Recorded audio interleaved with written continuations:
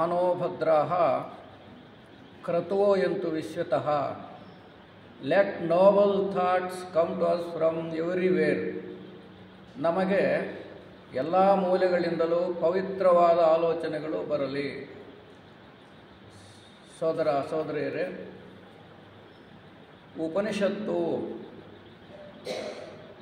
ಉಪನಿಷತ್ತುಗಳು ಸುಮಾರು 100ರ ಮೇಲಿವೆ. ಕೆಲವರು ಒಂದೊಂದು ಬೇರೆಯವರು ಬೇರೆ ಬೇರೆ ಸಂಖ್ಯೆಗಳನ್ನು ಕೊಟ್ಟಿದ್ದಾರೆ. ಅಂತೂ 100ರ ಮೇಲೆ 108 ಇವೆ ಅಂತಾರೆ. ಮುಖ್ಯವಾಗಿ ದಶೋಪನಿಷತ್ತುಗಳು, 10 ಉಪನಿಷತ್ತುಗಳು ಬಹಳ ಮುಖ್ಯವಾದವು ಅಂತ ಶಂಕರಾಚಾರ್ಯರು ಭಾಷ್ಯಗಳನ್ನು ಬರೆದಿದ್ದಾರೆ. ಮತ್ತು ಉಪನಿಷತ್ತು ಅಂದರೆ ವೇದಗಳ ಸಾರ ಸಂಗ್ರಹವೇ ಉಪನಿಷತ್ತು ಅಂತ ಹೇಳ್ತಾರೆ. ಏನು 4 ವೇದಗಳಿದ್ದಾವೆ, ಆ ವೇದಗಳ ಸಾರವನ್ನು ಸಂಗ್ರಹಣೆ ಮಾಡಿ ಉಪನಿಷತ್ತುಗಳ ಮೂಲಕ ಋಷಿಗಳು ನಮಗೆ ತಿಳಿಯಪಡಿಸಿದ್ದಾರೆ. ಕೇಳಿಸ್ತಾ ಇದೆಯಲ್ಲ? ಹಾಂ. ಮತ್ತು ಉಪನಿಷತ್ತು ಅಂದರೆ ತಕ್ಕ ಶಿಷ್ಯನನ್ನು ಯಾರಿಗೆ ಅರ್ಹತೆ ಇದೆಯೋ ಅಂತಹ ಶಿಷ್ಯನನ್ನು ಅರ್ಹತೆ ಇರತಕ್ಕಂಥ ಗುರುವು ಹತ್ತಿರ ಕುಳ್ಳಿಸಿಕೊಂಡು ತತ್ವಜ್ಞಾನವನ್ನು ಬೋಧನೆ ಮಾಡೋದೇ ಉಪನಿಷತ್ತು ಅಂತಕ್ಕಂಥ ಅರ್ಥವನ್ನು ಉಪನಿಷತ್ತಲ್ಲಿ ಕೊಟ್ಟಿದ್ದಾರೆ. ಇನ್ನು ಉಪನಿಷತ್ತಲ್ಲಿ ಶಬ್ದ ಅಂತ ಒಂದು ಶಬ್ದ ಇದೆ. ಶದ್ ಅಂದರೆ ತೊಲಗಿಸು. ಏನನ್ನು ತೊಲಗಿಸು ಅಂದರೆ ಉಪನಿಷತ್ತು ಅಜ್ಞಾನವನ್ನು ತೊಲಗಿಸಿ ಯೋಗ ಮಾರ್ಗದಲ್ಲಿ ಮಾನವನನ್ನು ಕರ್ಕೊಂಡು ಹೋಗುತ್ತೆ ಅಂತಕ್ಕಂಥ ಅರ್ಥವು ಉಪನಿಷತ್ತಲ್ಲಿದೆ ಅಂತ ಹೇಳ್ತಾರೆ. ಆಮೇಲೆ ಒಬ್ಬ ಜ್ಞಾನಿಗಳು ಉಪನಿಷತ್ತಿನ ಬಗ್ಗೆ, ಅದರ ಮಹತ್ವದ ಬಗ್ಗೆ ಬರೀತಾರೆ. ವೇದಗಳು ಅಲ್ಲಿ ಹೇಳಿರ್ತಕ್ಕಂಥ ಕರ್ಮಕಾಂಡಗಳು, ವೇದಗಳು ಹಿಮಾಲಯ ಪರ್ವತಗಳಿದ್ದಂತೆ. ವೇದಗಳಲ್ಲಿ ಹೇಳಿರ್ತಕ್ಕಂಥ ಕರ್ಮಕಾಂಡಗಳು ಅಂದರೆ ಯಜ್ಞಗಳು, ಯಾಗಾದಿಗಳು, ಪೂಜಾದಿಗಳು ಅವೆಲ್ಲ ಆ ಹಿಮಾಲಯ ಪರ್ವತದ ತಪ್ಪಲಿನಲ್ಲಿರುವ ಹಳ್ಳಿಗಳು ಮತ್ತು ಕಾಡುಗಳಿದ್ದಂತೆ.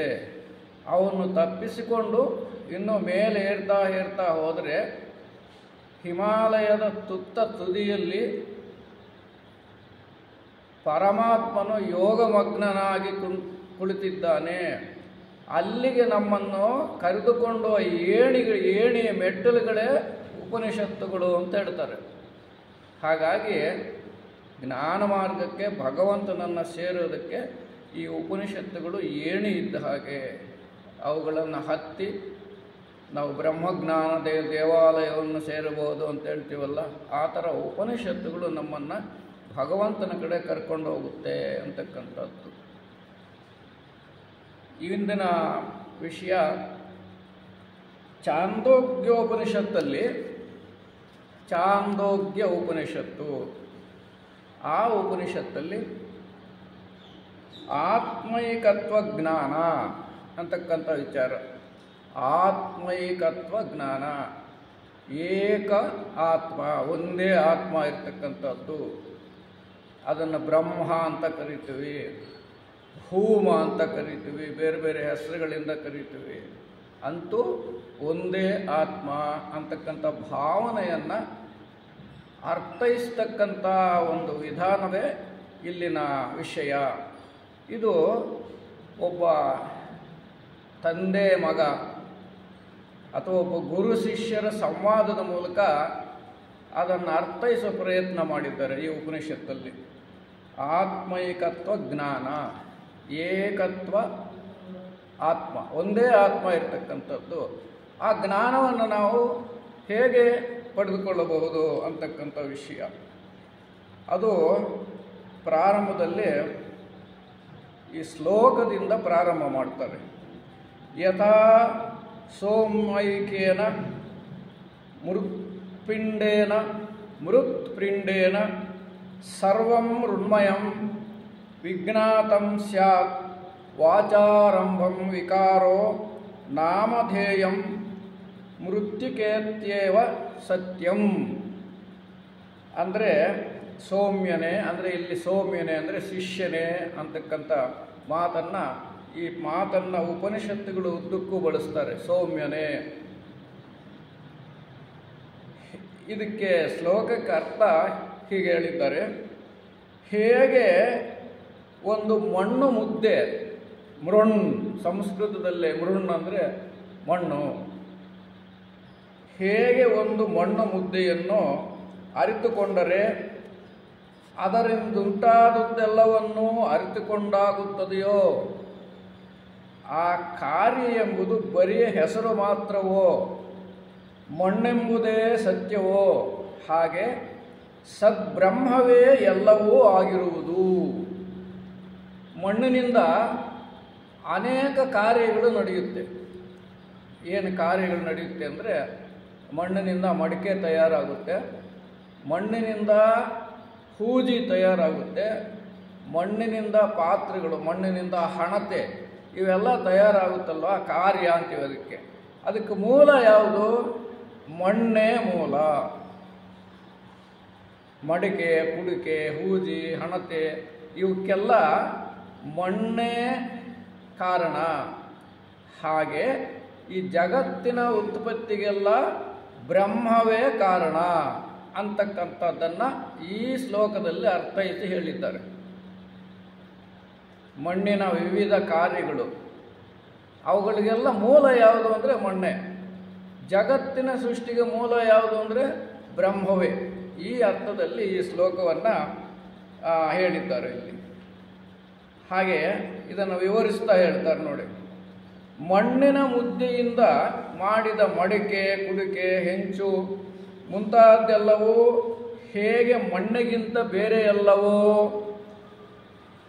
ಹಾಗೆಯೇ ಸದ್ವಸ್ತುವಿನಿಂದ ಅಂದರೆ ಬ್ರಹ್ಮನಿಂದ ಹೊರತೋರಿಕೊಂಡಿರುವ ನಾಮರೂಪಾತ್ಮಕ ಜಗತ್ತೆಲ್ಲವೂ ಸತ್ತೇ ಆಗಿರುತ್ತದೆ. ಇಲ್ಲಿ ಸತ್ ಅಂದರೆ ಬ್ರಹ್ಮವೇ ಆಗಿರುತ್ತದೆ.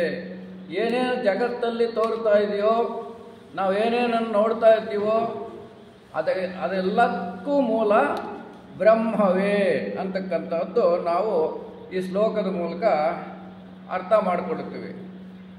ಹಾಗೆ ಶ್ರೀ ಶಂಕರ ಭಾಗವತ್ಪಾದರು ಈ ಅಧ್ಯಾಯದಲ್ಲಿ ಪ್ರಾರಂಭದಲ್ಲಿ ಸರ್ವಂ ಖಲ್ವಿದಂ ಬ್ರಹ್ಮ, ಸರ್ವಂ ಖಲ್ವಿದಂ ಬ್ರಹ್ಮ ಎಂಬಲ್ಲಿ ಈ ಜಗತ್ತೆಲ್ಲವೂ ಬ್ರಹ್ಮವೇ ಆಗಿದ್ದು, ಬ್ರಹ್ಮದಲ್ಲಿಯೇ ಹುಟ್ಟಿ ಬ್ರಹ್ಮದಲ್ಲಿಯೇ ಬದುಕಿದ್ದು ಬ್ರಹ್ಮದಲ್ಲಿಯೇ ಒಂದಾಗಿ ಬಿಡುತ್ತದೆ ಎಂದು ತಿಳಿಸಿದ್ದಾರೆ. ಭಗವಂತ ಬ್ರಹ್ಮ ಜಗತ್ತನ್ನು ಸೃಷ್ಟಿ ಮಾಡಿ ಪೋಷಣೆ ಮಾಡಿ ಲಯನೂ ಮಾಡ್ತಾನೆ. ಸೃಷ್ಟಿ ಸ್ಥಿತಿ ಲಯ ಅಂತ ಹೇಳ್ತೀವಿ. ಸೃಷ್ಟಿ ಮಾಡ್ತಾನೆ, ಪೋಷಣೆನೂ ಮಾಡ್ತಾನೆ, ಅದನ್ನು ಮುಗಿಸಿಬಿಡ್ತಾನೆ. ಇದಕ್ಕೆ ಸೃಷ್ಟಿ ಸ್ಥಿತಿ ಲಯಕಾರಕ ಬ್ರಹ್ಮವೇ ಅಂತ ಶಂಕರಾಚಾರ್ಯರು ತಮ್ಮ ಭಾಷ್ಯದಲ್ಲಿ ಹೇಳಿದ್ದಾರೆ. ಅನೇಕ ಉಪನಿಷತ್ತುಗಳಲ್ಲಿ ಸರ್ವಂ ಖಲ್ವಿದಂ ಬ್ರಹ್ಮ, ಅಹಂ ಬ್ರಹ್ಮಾಸ್ಮಿ, ತತ್ವಮಸಿ ಎಂದು ಜಗತ್ತಿನ ಸೃಷ್ಟಿ ಸ್ಥಿತಿ ಲಯಗಳ ಎಲ್ಲವೂ ಬ್ರಹ್ಮದಲ್ಲಿಯೇ ನಡೆಯುತ್ತವೆ ಎಂದು ಹೇಳಿದ್ದಾರೆ. ಅಂದರೆ ಅಹಂ ಬ್ರಹ್ಮಾಸ್ಮಿ, ನಾನೇ ಬ್ರಹ್ಮ, ತತ್ವಮಸಿ, ನೀನು ಬ್ರಹ್ಮವೇ, ತತ್ ಅದು, ತತ್ ಅಂದರೆ ಅದು, ತತ್ ಅಂದರೆ ಅದು, ತ್ವಂ ಅಂದರೆ ನೀನು, ಅಸಿ ಅಂದರೆ ಇದ್ದೀಯೇ, ತತ್ವಮಸಿ ಅಂದರೆ ನೀನು ಬ್ರಹ್ಮನಾಗಿದ್ದೀಯೇ. ಮತ್ತು ಈ ಜಗತ್ತೆಲ್ಲವೂ ಬ್ರಹ್ಮವೇ, ಸರ್ವಂ ಖಲ್ವಿದಂ ಬ್ರಹ್ಮ. ಹೀಗೆ ಎಲ್ಲವೂ ಬ್ರಹ್ಮನಲ್ಲಿಯೇ ಹುಟ್ಟಿ ಬ್ರಹ್ಮನಿಂದಲೇ ಬದುಕಿ ಬ್ರಹ್ಮನಲ್ಲಿಯೇ ಲಯವಾಗುತ್ತವೆ. ಹಾಗೆಯೇ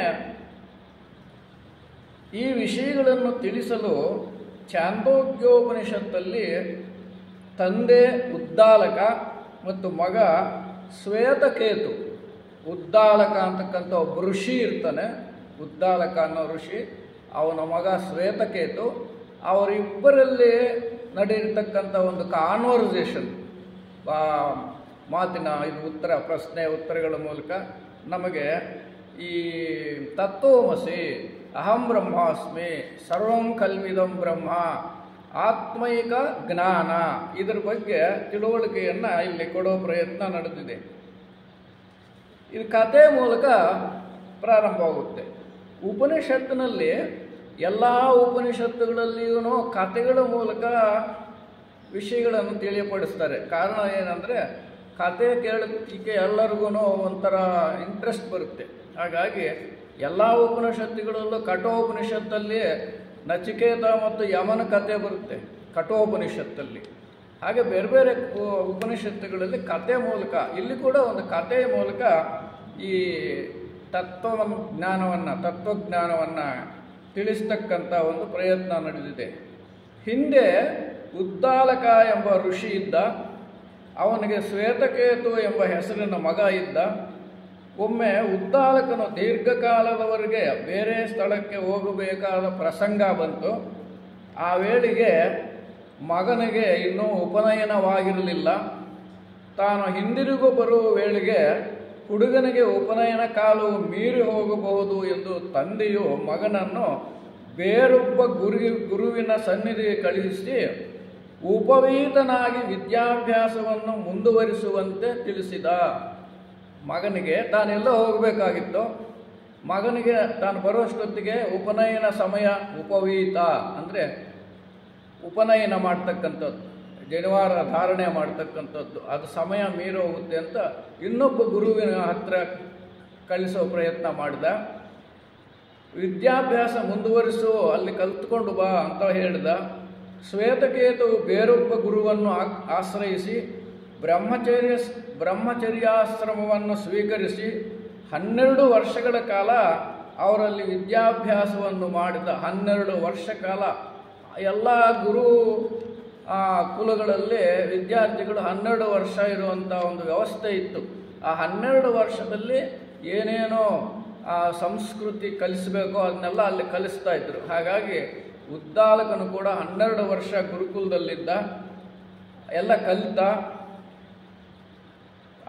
ಗುರುಗಳ ಅನುಮತಿ ಪಡ್ಕೊಂಡು 12 ವರ್ಷ ಆದಮೇಲೆ ಮನೆಗೆ ಬಂದ. ಮನೆಗೆ ಬಂದ ಮೇಲೆ ಅಷ್ಟೊತ್ತಿಗೆ ತಂದೆನೂ ತಂದೇನೋ ವ್ಯವಹಾರ ಮುಗಿಸ್ಕೊಂಡು ಮನೆಗೆ ಬಂದು ನೋಡಿದ್ರೆ ಆ ಮಗನ ವರ್ತನೆ ಮೊದಲಿದ್ದಾಗಿರಲಿಲ್ಲ. ತಂದೆ ಏನು ನಿರೀಕ್ಷಣೆ ಮಾಡಿದ್ದಂದರೆ ಇವನು ಮಹಾಬುದ್ಧಿವಂತನಾಗಿ ಬರ್ತಾನೆ, ಜ್ಞಾನಿಯಾಗಿ ಬರ್ತಾನೆ, ಅದನ್ನು ನೋಡೋ ಅಂಥದ್ದು ತನ್ನ ಮನಸ್ಸಿನಲ್ಲಿತ್ತು. ಆದರೆ ಅವನು ಆ ಥರ ಕಾಣಿಸ್ಲಿಲ್ಲ. ಅವನಿಗೇನೋ ಪಾಂಡಿತ್ಯದ ಗರ್ವ ಬಂದಿತ್ತು, ಒಂಥರ ಇದ್ದ. ಅದಕ್ಕೆ ಆ ತಂದೆ ಕೇಳಿದ, ಏನಪ್ಪ ನಿನ್ನ ನೋಡಿದರೆ ನಿಜವಾಗಿಯೂ ನೀನು ಗುರುಗಳಿಂದ ಏನು ಕಲ್ತ್ಕೊಂಬಂದಂತ ಕಾಣಲಿಲ್ಲ, ನಿಂದೇನೋ ಒಂಥರ ಜಂಬತ್ತರ ಕಾಣಿಸ್ತಾ ಇದೆ ನಿನ್ನಲ್ಲಿ ಅಂತ ಕೇಳಿ, ಅದಕ್ಕೆ ಏನು ಕಲ್ತ್ಕೊಂಬಂದೆ ಗುರುವಿನಿಂದ? ಯಾವ ಒಂದನ್ನು ಅರಿತರೆ ನಿಜವಾಗಿಯೂ ಎಲ್ಲವನ್ನೂ ಅರಿತಂತಾಗುವುದು? ಈ ಪ್ರಶ್ನೆ ಮಾಡ್ದ. ಏನನ್ನು ಕಲಿತರೆ ಎಲ್ಲವನ್ನೂ ಕಲಿತಂತಾಗುವುದು, ಇದನ್ನು ಕಲ್ತ್ಕೊಂಬಂದಿದ್ದೀಯಾ ನೀನು ಅಂತ. ಆಗ ಈ ಪ್ರಶ್ನೆಗೆ ಉತ್ತರ ನೀನು ಕಲ್ತ್ಕೊಂಬಂದ. ಏನನ್ನು ಅರಿತರೆ ಎಲ್ಲವನ್ನೂ ಅರಿತಂತಾಗುವುದು, ಏನು ವಿಷಯದ ಬಗ್ಗೆ ಕಲ್ತ್ಕೊಂಡ್ರೆ ಎಲ್ಲ ಕಲ್ತ್ಕೊಂಡು ಹಾಗಾಗುತ್ತೆ, ಇದನ್ನೇನು ಕಲ್ತ್ಕೊಂಬಂದಿದ್ದೀಯಾ ಅಂತ ಕೇಳಿದ ತಂದೆ. ಆಗ ಅದಕ್ಕೆ ಶ್ವೇತಕೇಶುವು ಆ ಪ್ರಶ್ನೆಗೆ ಉತ್ತರ ತಿಳಿದಿರಲಿಲ್ಲ.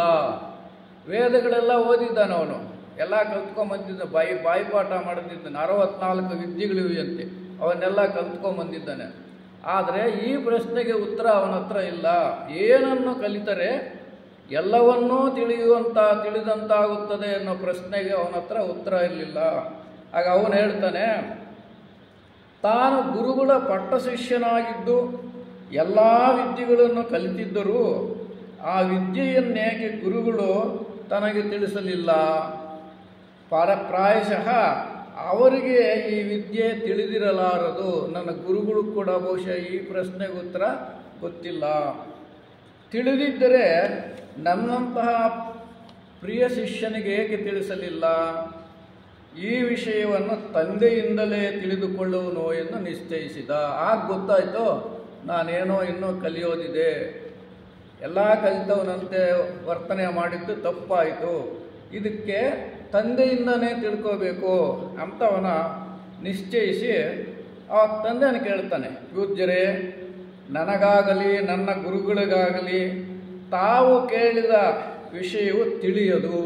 ಬಹುಶಃ ನಮ್ಮ ಗುರುಗಳು ಕೂಡ ತಿಳಿದಂತೆ ಗೊತ್ತಾಗ್ತಾ ಇಲ್ಲ. ನಾನು ಗುರುಗಳಲ್ಲಿ ಎಂದಿಗೂ ತಪ್ಪಾಗಿ ನಡೆದುಕೊಳ್ಳಲಿಲ್ಲ. ಆದ್ದರಿಂದ ತಾವೇ ಈ ವಿದ್ಯೆಯನ್ನು ನನಗೆ ಉಪದೇಶ ಮಾಡಿರಿ ಎಂದು ತಂದೆಯನ್ನು ವಿನಯಪೂರ್ವಕವಾಗಿ ಕೇಳಿಕೊಂಡು ಈಗ ಸ್ವಲ್ಪ ಅವನಿಗೆ ಜ್ಞಾನ ಬಂತು, ನಾನಿನ್ನೂ ಕಲಿಯೋದಿದೆ ಅಂತ. ಹಾಗೆ ಯಾವ ಒಂದನ್ನು ಕಲಿತರೆ ಎಲ್ಲವನ್ನೂ ಕಲಿತಂತಾಗುವುದು, ಇದು ಪ್ರಶ್ನೆ. ಆಗ ಉದ್ದಾಲಕನು, ಮಗು, ನಿನಗೆ ಒಂದೆರಡು ಉದಾಹರಣೆಗಳಿಂದ ಆ ವಿಷಯವನ್ನು ತಿಳಿಸುವೆನು, ಕೇಳು. ಈಗ ಈ ಮೊದಲನೇ ಶ್ಲೋಕದ ಪ್ರಶ್ನೆ ಇಲ್ಲಿ ಬರುತ್ತೆ.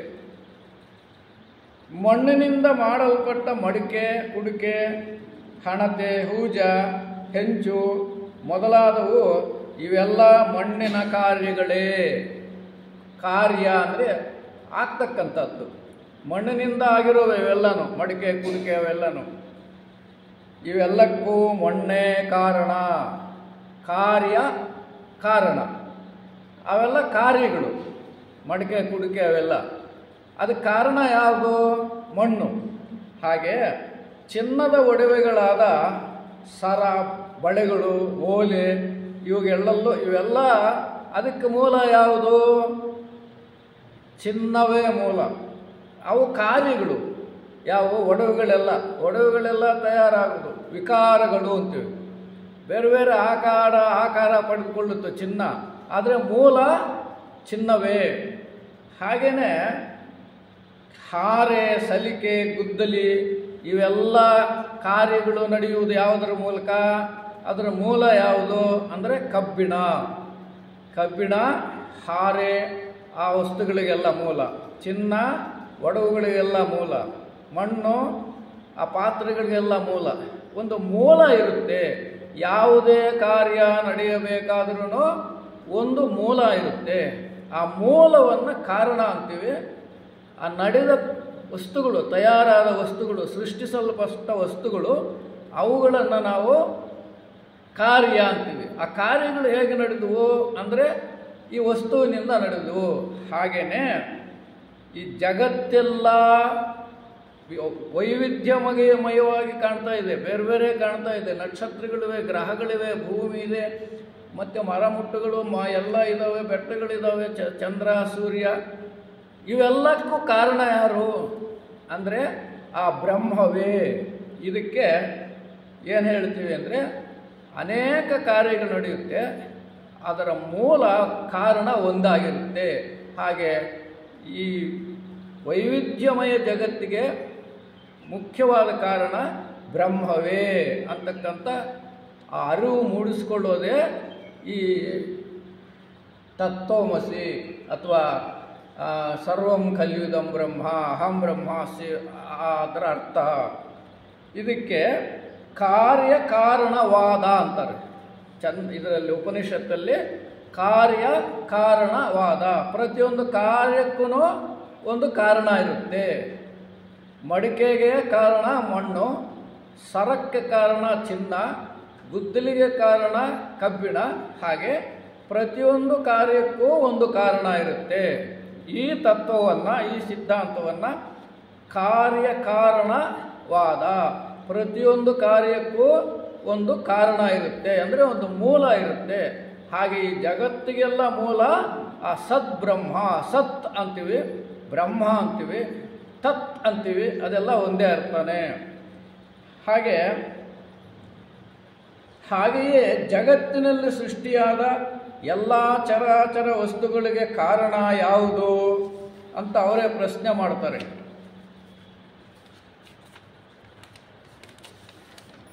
ಅದೆಲ್ಲವನ್ನೂ ಸೃಷ್ಟಿಸಿರುವ ಸತ್ತೇ. ಸತ್ ತತ್ ಎಲ್ಲ ಒಂದೇ ಅರ್ಥನೇ. ಬ್ರಹ್ಮ ಅದಕ್ಕೆ ಕಾರಣ. ಆದ್ದರಿಂದ ಬ್ರಹ್ಮ ಒಂದನ್ನು ತಿಳಿದರೆ, ಇಲ್ಲಿ ಯಾವ ಒಂದನ್ನು ತಿಳಿದರೆ ಎಲ್ಲವನ್ನೂ ತಿಳಿದಂತಾಗುತ್ತೋ ಅದು ಯಾವುದು ಅಂದರೆ, ಬ್ರಹ್ಮ ಒಂದನ್ನು ತಿಳಿದರೆ ಎಲ್ಲವನ್ನೂ ತಿಳಿದಂತಾಗುತ್ತದೆ ಎಂದು ಉದ್ದಾಲಕನು ಮಗನಿಗೆ ತಿಳಿಸಿದನು. ಯಾವ ಒಂದನ್ನು ತಿಳಿದರೆ ಎಲ್ಲವನ್ನೂ ತಿಳಿದಂತಾಗುತ್ತದೆ ಅಂದರೆ, ಬ್ರಹ್ಮ ಒಂದನ್ನು ತಿಳಿದರೆ ಎಲ್ಲವನ್ನೂ ತಿಳಿದಂತಾಗುತ್ತದೆ. ಅದಕ್ಕೋಸ್ಕರನೇ ಸರ್ವಂ ಖಲ್ವಿದಂ ಬ್ರಹ್ಮ, ಈ ಬ್ರಹ್ಮನೇ ಎಲ್ಲ ಸೃಷ್ಟಿ ಸ್ಥಿತಿ ಲಯಗಳಿಗೆ ಕಾರಣ. ಇದನ್ನು ಸತ್ಕಾರ್ಯವಾದ ಅಂತಾರೆ. ಸತ್ಕಾರ್ಯವಾದ. ಈ ಕಾರ್ಯಗಳನ್ನೆಲ್ಲ ಮಾಡಿದವನು ಯಾರಂದರೆ ಆ ಸತ್ತೇ. ಯಾವ ಕಾರ್ಯಗಳು? ಈ ಸೃಷ್ಟಿಯ ಕಾರ್ಯ. ಈ ಸೃಷ್ಟಿಯ ಕಾರ್ಯವನ್ನು ಮಾಡಿದ್ದು ಆ ಸತ್ತೇ. ಅದಕ್ಕೋಸ್ಕರ ಇದನ್ನು ಸತ್ಕಾರ್ಯವಾದ ಅಂತೀವಿ. ಇದರಲ್ಲಿ ಸತ್ತೇ ಕಾರ್ಯವಾಗಿ ಅಂದರೆ ಸತ್ ಅನ್ನುವ ಬ್ರಹ್ಮವು ಹೊರತೋರಿಕೊಂಡಿರುವುದು. ಬ್ರಹ್ಮವೇ ಇದನ್ನೆಲ್ಲ, ಬ್ರಹ್ಮನೇ ಇದನ್ನೆಲ್ಲ ಹೊರತೋರಿಕೊಂಡಿರುವುದಂದರೆ ತಾನೇ ಈ ಥರ ಕಾಣಿಸ್ತಾ ಇದ್ದಾನೆ, ತಾನೇ ಜಗತ್ತಿನ ಥರ ಕಾಣಿಸ್ತಾ ಇದ್ದಾನೆ, ಬೇರೆ ಬೇರೆ ಅಲ್ಲ. ಈ ಕಾರಣ ಸತ್ತೇ. ಆ ಕಾರ್ಯಕ್ಕೆಲ್ಲ ಕಾರಣ ಬ್ರಹ್ಮನೇ, ಈ ಸೃಷ್ಟಿಗೆಲ್ಲ ಕಾರಣ ಬ್ರಹ್ಮನೇ. ಇಲ್ಲಿ ಉದ್ದಾಲಕನು ಮಗನಿಗೆ ಹೇಳುತ್ತಾನೆ, ಮಗು ಇದೆಲ್ಲವೂ ಮೊದಲು ಎರಡಲ್ಲದ ಸತ್ತೊಂದೇ ಆಗಿತ್ತು. ಮೊದಲೇನಾಗಿತ್ತಿದು? ಎರಡಿರಲಿಲ್ಲ, ಒಂದೇ. ಅದನ್ನೇ ಅದ್ವೈತ, ಎರಡಲ್ಲದ್ದು. ಮೊದಲು ಒಂದೇ ಇತ್ತು, ಅಂದರೆ ಭಗವಂತ ಮಾತ್ರ ಇದ್ದ. ಸತ್ಯೆಂಬ ಕಾರಣವು ಜಗತ್ತೆಂಬ ಕಾರ್ಯವೇಕಾಯಿತು ಅಂತಕ್ಕಂಥದ್ದು. ಒಬ್ಬನೇ ಇದ್ದುಕೊಂಡಿರಬೇಕಾಗಿತ್ತು. ಈ ಜಗತ್ತು ಅಂತಕ್ಕಂಥ ಕಾರ್ಯ ಯಾಕೆ ಬಂತು ಅಂತಕ್ಕಂಥ ಪ್ರಶ್ನನೂ ಇದಕ್ಕೆ ವಿಕಾರ ಅಂತೀವಿ. ಅಂದರೆ ನಾಮರೂಪಕವಾಗಿ ಭಗವಂತನು ಕಾಣಿಸ್ಕೊಂಡ. ಈ ನಾಮರೂಪಕ ಅಂದರೆ ಭೂಮಿ, ಚಂದ್ರ, ಸೂರ್ಯ, ಬೆಟ್ಟ ಇವೆಲ್ಲ ಇದಾವಲ್ಲ, ಈ ಮನುಷ್ಯರು, ಪ್ರಾಣಿಗಳು, ಇದು ಬೇರೆ ಬೇರೆ ರೂಪಕವಾಗಿ ಬ್ರಹ್ಮನೇ ಕಾಣಿಸ್ಕೊಂಡ. ಹಾಗೆ ಇದಕ್ಕೆ ಯಾಕೆ ಕಾಣಿಸ್ಕೊಂಡ? ಅದಕ್ಕೆ ಉಪನಿಷತ್ತಲ್ಲಿ ಸದ್ಬ್ರಹ್ಮದ ಸಂಕಲ್ಪ, ಭಗವಂತ ಒಂದು ಸಂಕಲ್ಪ ಮಾಡಿದ. ಸದ್ಬ್ರಹ್ಮದ ಸಂಕಲ್ಪ. ಈ ಜಗತ್ಕಾರಣವಾದ ಸದ್ಬ್ರಹ್ಮವು ನಾಮರೂಪಾತ್ಮಕವಾದ ಜಗತ್ತನ್ನುಂಟು ಮಾಡಿ, ಅಂದರೆ ಸೃಷ್ಟಿಸಿ, ತಾನೇ ಸಕಲ ಪ್ರಾಣಿಗಳಲ್ಲಿಯೂ ಜೀವಾತ್ಮನಾಗಿ ಒಳಹೊಕ್ಕಿರುತ್ತಾನೆ. ಈ ಜಗತ್ತೆಲ್ಲ ಸೃಷ್ಟಿ ಮಾಡಿ ಸಕಲ ಜೀವಿಗಳಲ್ಲೂ ತಾನೇ ತೋರ್ಕೊಂಡಿದ್ದಾನೆ. ಇದಕ್ಕೆ ಹೀಗೆ ಹೇಳ್ತಾರೆ, ಜಗತ್ಕಾರಣವಾದ, ಈ ಜಗತ್ತಿಗೆಲ್ಲ ಕಾರಣ ಯಾರು? ಸದ್ಬ್ರಹ್ಮ, ಬ್ರಹ್ಮ. ನಾಮರೂಪಾತ್ಮಕವಾದ ಜಗತ್ತನ್ನುಂಟು ಮಾಡಿ, ಈ ವೈವಿಧ್ಯತೆಯನ್ನೆಲ್ಲ ಉಂಟು ಮಾಡಿ, ಅಂದರೆ ಸೃಷ್ಟಿಸಿ, ತಾನೇ ಸಕಲ ಪ್ರಾಣಿಗಳಲ್ಲಿಯೂ ಜೀವಾತ್ಮನಾಗಿ ಇದ್ದುಕೊಂಡಿದ್ದಾನೆ. ಹಾಗೆ ಉಪಾಧಿ ಸಹಿತವಾಗಿ ವ್ಯವಹರಿಸುವಾಗಿ ಜೀವ ಶಬ್ದ ವಾಚ್ಯವಾಗಿರುತ್ತದೆ. ಈ ವ್ಯವಹಾರಕ್ಕೆ ಇದನ್ನು ಜೀವ ಅಂತೀವಿ. ಏನು? ಭಗವಂತ ಸಕಲ ಜೀವಿಗಳಲ್ಲಿ ಇದ್ದಾನೆ, ಅದನ್ನು ನಾವು ವ್ಯಾವಹಾರಿಕ ದೃಷ್ಟಿಯಿಂದ ಜೀವಿಗಳು ಅಂತೀವಿ. ನಾವು ಯಾರ್ಯಾರು ನಮ್ಮ ಮಾನವರು ಸೇರಿಕೊಂಡು ಈ ಜೀವಾತ್ಮದ ಸೃಷ್ಟಿಯಾಗಿದೆ. ಬ್ರಹ್ಮವು ಈ ಜಗತ್ತನ್ನು ಏಕೆ ಸೃಷ್ಟಿಸಿತು ಅಂತಿದೆ ಇಲ್ಲಿ. ಬ್ರಹ್ಮ ಅಂದರೆ ಗಂಡಸಾಗಲಿ ಹೆಂಗಸಾಗಲಿ ಆ ಥರ ಇಲ್ಲ, ತತ್ ಅಂತೀವಿ. ಅದು ಆ ಬ್ರಹ್ಮ ಈ ಜಗತ್ತನ್ನು ಏಕೆ ಸೃಷ್ಟಿಸಿತು? ಈ ಸದ್ಬ್ರಹ್ಮವು ಬಹುವಾಗುವನು ಎಂದು ಆಲೋಚಿಸಿತು. ನಾನು ಬೇರೆ ಬೇರೆ ಥರ ಕಾಣಿಸ್ಕೊತೀನಿ ಅಂತ ಮನಸ್ಸಿನಲ್ಲಿ ಬಂತು ಭಗವಂತನಿಗೆ. ಬಹುವಾಗುವೆನು, ಬಹುಶ್ಯಾಮ್ ಅಂತ ನಾವು ಶ್ಲೋಕಗಳೆಲ್ಲ ಹೇಳ್ತೀವಿ. ಹಾಗೆ ಈ ಸದ್ಬ್ರಹ್ಮವು ಬಹುವಾಗುವೆನು ಎಂದು ಆಲೋಚಿಸಿತು. ಅದು ತೇಜಸ್ಸು, ಅಪ್ಪು, ಅನ್ನಗಳನ್ನು ಸೃಷ್ಟಿಸಿತು. For the first time that ತತ್ created the three things, ಮೂರು ವಸ್ತುಗಳನ್ನು ಸೃಷ್ಟಿ ಮಾಡಿತು. ಅವು ಯಾವ ಅಂದರೆ ತೇಜಸ್ಸು, ತೇಜಸ್ಸು ಅಂದರೆ ಈ ಬೆಳಕು, ಬೆಳಕನ್ನು ಸೃಷ್ಟಿಸಿತು.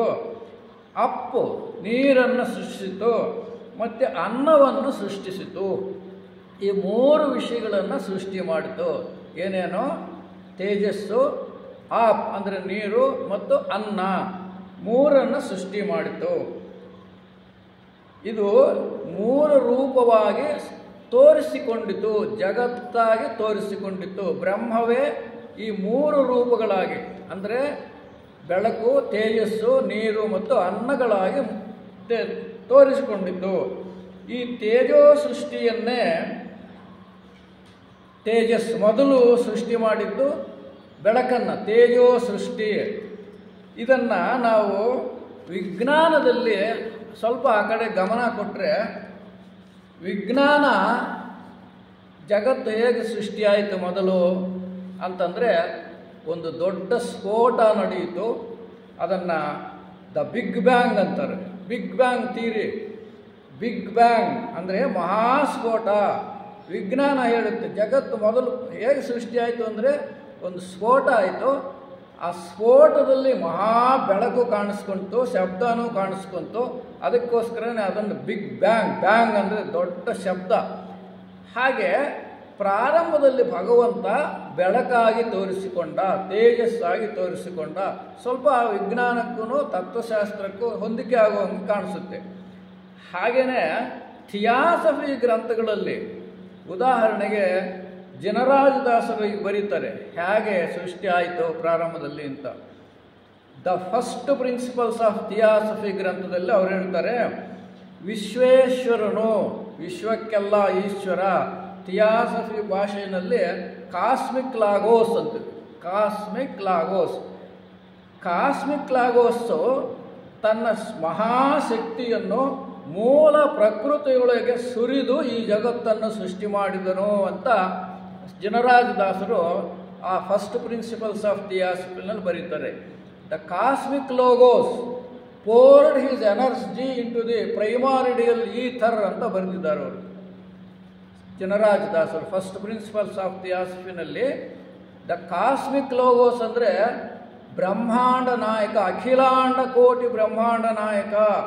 ಅಖಿಲಾಂಡ ಕೋಟಿಗಳನ್ನು ಸೃಷ್ಟಿ ಮಾಡಬೇಕಾದ್ರೆ ಹೇಗೆ ಸೃಷ್ಟಿ ಮಾಡಿದ ಸರ್ವೇಶ್ವರನು ಅಂದರೆ, ತನ್ನ ಶಕ್ತಿಯನ್ನು ಈ ಪ್ರೈಮಾರಿಡಿಯಲ್ ಈಥರ್ ಅಂದರೆ ಮೂಲ ಪ್ರಕೃತಿಯೊಳಗೆ ಸುರಿದನು.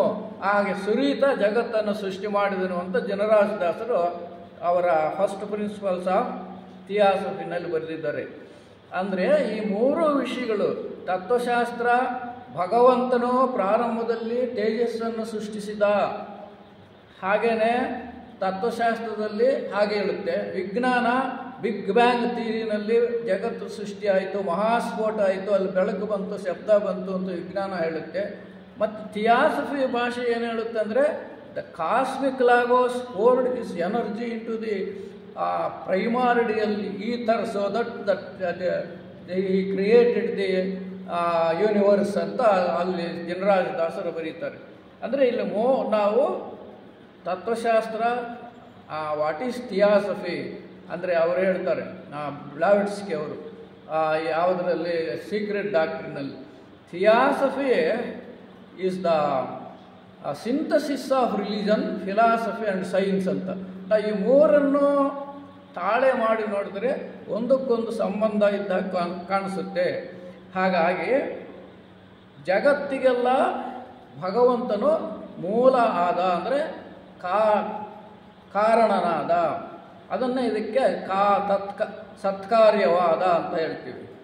ಹೀಗೆ ಈ ಶಬ್ದ ಬಂತಲ್ಲ, ಇದು cosmic logos poured his energy into the primordial ether ಅನ್ನುವಾಗ ಭಗವಂತ ತನ್ನ ಶಕ್ತಿ ಸಾಮರ್ಥ್ಯಗಳನ್ನು ಮೂಲ ಪ್ರಕೃತಿಯೊಳಕ್ಕೆ ಸುರಿದ ಅನ್ನುವಾಗ ಅಲ್ಲಿ ಕೂಡ ಒಂದು ಮಹತ್ತರವಾಗಿರ್ತಕ್ಕಂಥ ಒಂದು ಶಬ್ದ ಬೆಳಕು ಸೃಷ್ಟಿಯಾಯಿತು. ಅದನ್ನು ಥಿಯಾಸಫಿ ಭಾಷೆಯಲ್ಲಿ ಪೋಹತ್ ಅಂತ ಹೇಳಿದ್ದಾರೆ. ಪೋಹತ್ ನಾವು ಫಸ್ಟ್ ಪ್ರಿನ್ಸಿಪಲ್ಸ್ ಆಫ್ ಥಿಯಾಸಫಿನಲ್ಲಿ ಈ ವಿಷಯ ಎಲ್ಲ ಇದೆ. ಹಾಗೆ ಈ ಸೃಷ್ಟಿಯ ಪ್ರಕ್ರಿಯೆಯನ್ನು ಉಪನಿಷತ್ತಿನಲ್ಲಿ ಬ್ರಹ್ಮವೇ ಈ ಮಹಾ ತೇಜಸ್ಸಿನ ರೂಪದಲ್ಲಿ ಸೃಷ್ಟಿಕಾಲದಲ್ಲಿ ತೋರಿಕೊಂಡನು. ಈ ಮಹಾ ತೇಜಸ್ಸಿನ ರೂಪದಲ್ಲಿ ಬ್ರಹ್ಮ ಮೊದಲನೇ ಸಲ ತನ್ನನ್ನು ಹಿ ಮ್ಯಾನಿಫೆಸ್ಟೆಡ್ ಹಿಮ್ಸೆಲ್ಫ್ ಅಂತೀವಿ. ಏನು ನಿರ್ಗುಣ ಬ್ರಹ್ಮ ಸಗುಣ ಬ್ರಹ್ಮನಾಗಿ ತೋರಿಸಿಕೊಂಡ. ಮೊದಲೇನು ರೂಪ ಇರಲಿಲ್ಲ, ಈಗ ನಾಮರೂಪ ಅಂತ ಅದಕ್ಕೆ ಹೇಳೋದು. ಒಂದು ರೂಪ ಕೊಟ್ಟುಕೊಂಡು ತಾನೇ ಜಗತ್ತಲ್ಲಿ ತೋರಿಸಿಕೊಂಡ.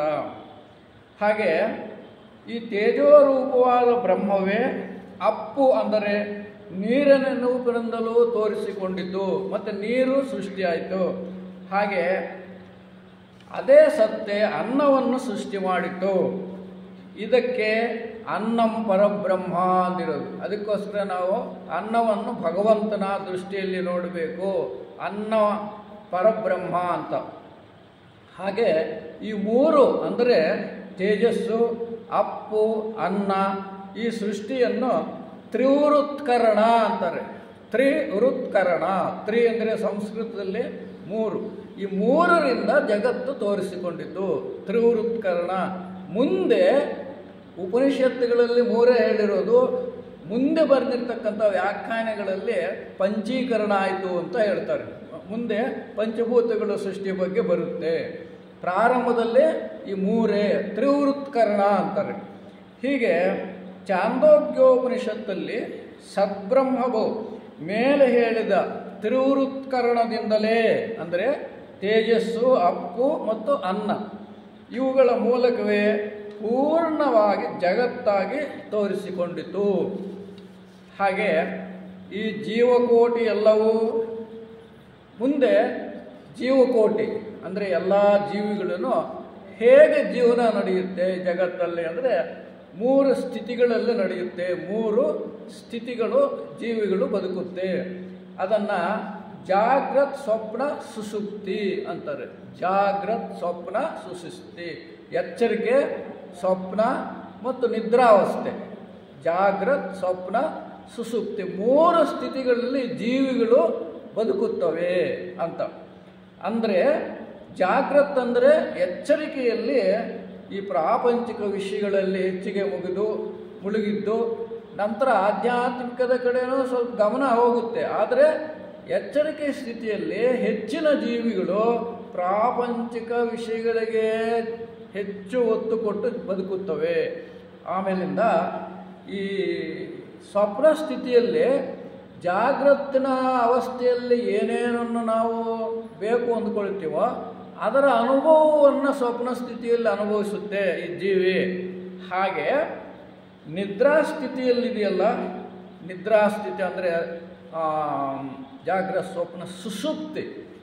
ಸುಷುಪ್ತಿ ಸ್ಥಿತಿಯಲ್ಲಿ ಮಾತ್ರ ಈ ಜೀವಿ ತಾನು ಎಲ್ಲಿಂದ ಬಂದಿದೆಯೋ ಅದರೊಡನೆ ವಾಸ ಮಾಡುತ್ತೆ ಅಂತ ಹೇಳ್ತಾರೆ. ಅಂದರೆ ಗಾಢ ನಿದ್ರೆಯಲ್ಲಿ ಜೀವಿಯು ಬ್ರಹ್ಮನೊಂದಿಗೆ ಜೀವಿಸುತ್ತದೆ, ಬ್ರಹ್ಮನಲ್ಲಿ ಲೀನವಾಗಿರುತ್ತದೆ ಅಂತ ಹೇಳ್ತಾರೆ.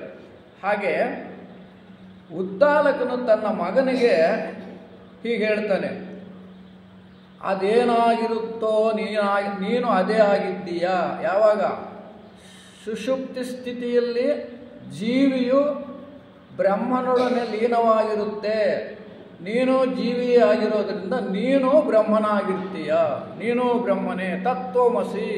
ಇದನ್ನು ತಿಳ್ಕೋಬೇಕು ಈ ಉಪನಿಷತ್ತಲ್ಲಿ, ನೀನು ಬ್ರಹ್ಮನೇ. ಹಾಗಾಗಿ ಎಲ್ಲ ಪ್ರಾಣಿಗಳು, ಮಾನವರು ಆ ಸುಷುಪ್ತಿ ಸ್ಥಿತಿಯಲ್ಲಿ ಬ್ರಹ್ಮನೊಂದಿಗೆ ಒಂದಾಗಿರುತ್ತವೆ ಅಂತಕ್ಕಂಥದ್ದು. ಮಾನವನು ಈ ಮೂರು ಅವಸ್ಥೆಗಳನ್ನು ಮೀರಿ, ಅಂದರೆ ಜಾಗ್ರತ್, ಸ್ವಪ್ನ, ಸುಷುಪ್ತಿ, ಆ ಅವಸ್ಥೆಗಳನ್ನು ಮೀರಿ ಇನ್ನೊಂದಿದೆ. ಅಲ್ಲಿ ಹೋದಾಗ ಅವಸ್ಥಾತ್ರಯ ರಹಿತ ಸ್ಥಿತಿಗೆ ಬಂದಾಗ ತುರೀಯಕ್ಕೆ ಹೋಗುತ್ತಾನೆ. ತುರೀಯ ಅಂದರೆ ಕೊನೆಯ ಘಟ್ಟ. ಕೊನೆಗೆ ಹೋದಾಗ ತಾನು ಬ್ರಹ್ಮನಾಗಿ ಬಿಡುತ್ತಾನೆ. ಈ ಮೂರು ಸ್ಥಿತಿಗಳಿಂದ ದಾಟ್ಕೊಂಡು ಹೋದರೆ ಜಾಗೃತ ಸ್ಥಿತಿ, ಸ್ವಪ್ನ ಸ್ಥಿತಿ, ಆಮೇಲೆ ಸುಷುಪ್ತಿ, ಇವನ್ನು ಮೂರನ್ನು ಸಾಧನೆ ಮಾಡಿ ಆ ಜೀವಿ ಬದುಕ್ತಾ ಆಧ್ಯಾತ್ಮಿಕ ಆಧ್ಯಾತ್ಮಿಕತೆಯ ಕಡೆಗೆ ಹೋಗುತ್ತಾ ಹೋಗುತ್ತಾ ಎಲ್ಲಿಗೆ ಹೋಗ್ತಾನೆ ಅಂದರೆ ತುರೀಯಕ್ಕೆ ಹೋಗುತ್ತಾನೆ. ಈ ತುರೀಯ ಅಂದರೆ ಬ್ರಹ್ಮವೇ. ಆ ಸ್ಥಿತಿ ಅನ್ನಲ್ಲ ಅಂತಾರೆ. ಅಂದರೆ ಸ್ಥಿತಿ ಅಂದರೆ ಇನ್ನೊಂದು ಸ್ಥಿತಿ ಅಂದಂಗೆ ಆಗುತ್ತೆ. ಅದಕ್ಕೋಸ್ಕರ ಕೊನೆಯ ಘಟ್ಟಕ್ಕೆ ಹೋದಾಗ ತಾನು ಬ್ರಹ್ಮನಾಗೋಗ್ತಾನೆ. ಹಾಗೆ ಯಾವಾಗ ನಮಗೆ ಆ ಪ್ರಜ್ಞೆ ಬರುತ್ತೋ, ತುರೀಯ ಪ್ರಜ್ಞೆ ಬರುತ್ತೋ, ಆವಾಗ ನಮಗೆ ಗೊತ್ತಾಗುತ್ತೆ. ಏನಂತ ಗೊತ್ತಾಗುತ್ತೆ ಅಂದರೆ ಅಹಂ ಬ್ರಹ್ಮಾಸ್ಮಿ, ತತ್ವಮಸಿ, ನಾನು ಬ್ರಹ್ಮನೇ, ನೀನು ಬ್ರಹ್ಮನೇ, ಸರ್ವಂ ಖಲ್ವಿದಂ ಬ್ರಹ್ಮ, ಎಲ್ಲವೂ ಬ್ರಹ್ಮನೇ ಅಂತಕ್ಕಂಥ ಆ ಸಂಪೂರ್ಣವಾದ ಜ್ಞಾನ, ಶುದ್ಧ ಜ್ಞಾನ, ಪ್ಯೂರ್ ಕಾನ್ಷಿಯಸ್ನೆಸ್ ಅಂತೀವಿ. ಆ ಶುದ್ಧ ಜ್ಞಾನ ನಮಗೆ ಉಂಟಾಗುತ್ತದೆ ಯಾವಾಗ ತುರೀಯಕ್ಕೆ ಹೋದಾಗ. ಹಾಗೆ ಈ ಉಪನಿಷತ್ತಲ್ಲಿ ಹೀಗೆ ಜೀವಿಯು ಗಾಢ ನಿದ್ರೆಯಲ್ಲಿ ಅಥವಾ ಸುಷುಪ್ತಿ ಸ್ಥಿತಿಯಲ್ಲಿ ಬ್ರಹ್ಮನೊಂದಿಗೆ ಒಂದಾಗುವುದ ಆ ಸ್ಥಿತಿಯನ್ನು ಸ್ವಪಿತಿ ಅಂತ ಕರೀತಾರೆ. ಸ್ವ ಪ್ಲಸ್ ಅಪಿತಿ, ಸ್ವಪತಿ ಅಂದರೆ ನಾನೇ ನನ್ನಲ್ಲಿ ಸೇರಿಕೊಂಡಿದ್ದೇನೆ. ನಾನೇ ನನ್ನಲ್ಲಿ ಅಂದರೆ ಬ್ರಹ್ಮವೇ ಬ್ರಹ್ಮನಲ್ಲಿ ಸೇರಿಕೊಂಡಿದ್ದಾನೆ. ಅಂದರೆ ಆತ್ಮವು ಇಲ್ಲಿ ವ್ಯತ್ಯಾಸ ಇಲ್ಲ, ನನಗೂ ಬ್ರಹ್ಮನಿಗೂ ಈ ಎರಡೂ ಒಂದಾಗಿರುತ್ತೆ. ನಾನು ಬ್ರಹ್ಮನು ಒಂದಾಗಿರ್ತೀನಿ. ಇದಕ್ಕೆ ಸ್ವಪಿತಿ ಅಂತ ಕರೀತಾರೆ. ಅದನ್ನೇ ಅಹಂ ಬ್ರಹ್ಮಾಸ್ಮಿ, ನಾನೇ ಬ್ರಹ್ಮ, ತತ್ವಮಸಿ, ನೀನು ಬ್ರಹ್ಮವೇ, ಸರ್ವಂ ಕಲ್ವಿದಂ ಬ್ರಹ್ಮ, ಎಲ್ಲವೂ ಬ್ರಹ್ಮವೇ ಅಂತಕ್ಕಂಥದ್ದು ಯಾವ ಸ್ಥಿತಿಗೆ ಬಂದಾಗ ಗೊತ್ತಾಗುತ್ತೆ ಅಂದರೆ ಮೂರು ಸ್ಥಿತಿಗಳನ್ನು ದಾಟಿ ಹೋದ ತುರೀಯಕ್ಕೆ ಹೋದಾಗ ಈ ಪ್ರಜ್ಞೆ ನಮಗೆ ಬರುತ್ತೆ. ಹಾಗೆ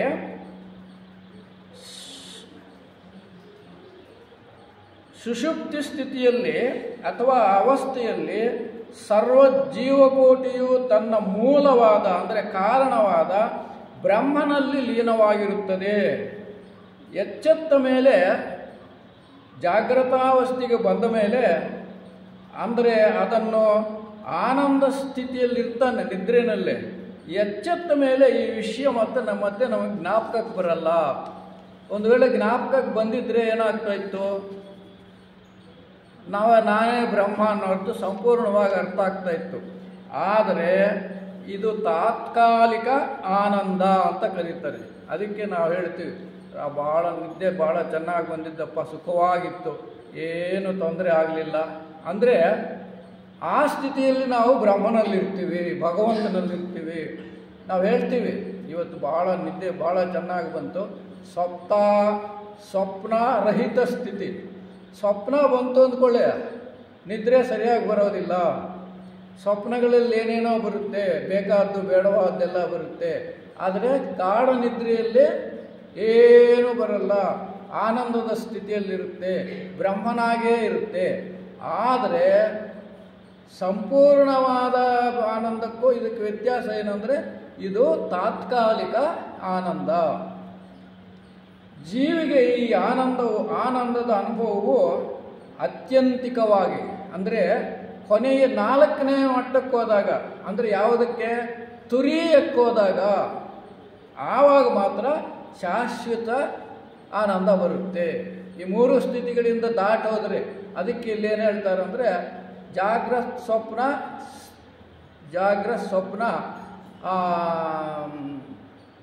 ಸುಷುಪ್ತಿ ರಹಿತ ಸ್ಥಿತಿ.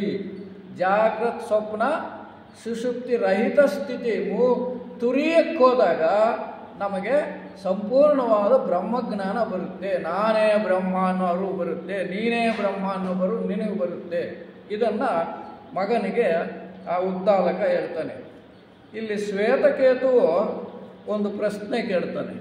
ಏನು ಅಂದರೆ, ಪೂಜ್ಯರೇ, ತಾವು ತಿಳಿಸಿರುವಂತೆ ಎಲ್ಲರೂ ಅಂದರೆ ಎಲ್ಲ ಜೀವಿಗಳು ಸುಷುಪ್ತಿಯಲ್ಲಿ ಬ್ರಹ್ಮದಲ್ಲೇ ಒಂದಾಗುವುದು ನಿಜವಾದರೆ ಹಾಗೆ ಬ್ರಹ್ಮದಲ್ಲಿ ಒಂದಾಗಿದ್ದೆನು ಎಂದು ನನಗೇಕೆ ತಿಳಿಯುವುದಿಲ್ಲ? ನಮಗೇನೆ ಯಾಕೆ ತಿಳಿಯೋಲ್ಲ? ಏನು ಇದೆ, ಯಾಕೆ ನಮಗೆ ಯಾರಿಗೂ ಗೊತ್ತಾಗಲ್ಲ ಅಂತ ಕೇಳ್ತಾನೆ. ಆಗ ಉದ್ದಾಲಕ ಈ ಪ್ರಶ್ನೆಗೆ ಹೀಗೆ ಉತ್ತರ ಹೇಳ್ತಾನೆ. ಸತ್ತಿನಲ್ಲಿ ಒಂದಾಗುವುದೇ ಒಂದು ವಿಶೇಷವಾದ ಜ್ಞಾನ. ಬ್ರಹ್ಮದಲ್ಲಿ ನೀನು ಒಂದೇ ಆಗಿರೋದಕ್ಕೆ ಒಂದು ವಿಶೇಷ ಜ್ಞಾನ ಬೇಕು. ಏಕೆಂದರೆ ನಾನು ಬ್ರಹ್ಮದಲ್ಲಿ ಒಂದಾಗಿದ್ದೆನೋ ಎಂಬ ತಿಳುವಳಿಕೆ ಉಂಟಾಗಬೇಕಾದರೆ ನಾನು ಬೇರೆಯಾಗಿದ್ದು ಬ್ರಹ್ಮವು ಬೇರೆಯಾಗಿದ್ದು ಅದರಲ್ಲಿ ಒಂದಾಗಿದ್ದೆ ಎಂದು ತಿಳುವಳಿಕೆ ಬರಬೇಕು. ಈಗ ನಾನು ಬ್ರಹ್ಮದಲ್ಲಿ ಒಂದಾಗಿದ್ದೆ ಅಂತ ನನಗೆ ಗೊತ್ತಾಗಬೇಕಾದ್ರೆ ನಾನು ಬೇರೆ ಬ್ರಹ್ಮ ಬೇರೆ ಆಗಿರಬೇಕು. ನಾನು ಆಚೆ ಕಡೆ ಇದ್ದು ನೋಡಿದ್ರೆ ತಾನೇ ಅದು ಬ್ರಹ್ಮ ಅಂತ ಗೊತ್ತಾಗೋದು.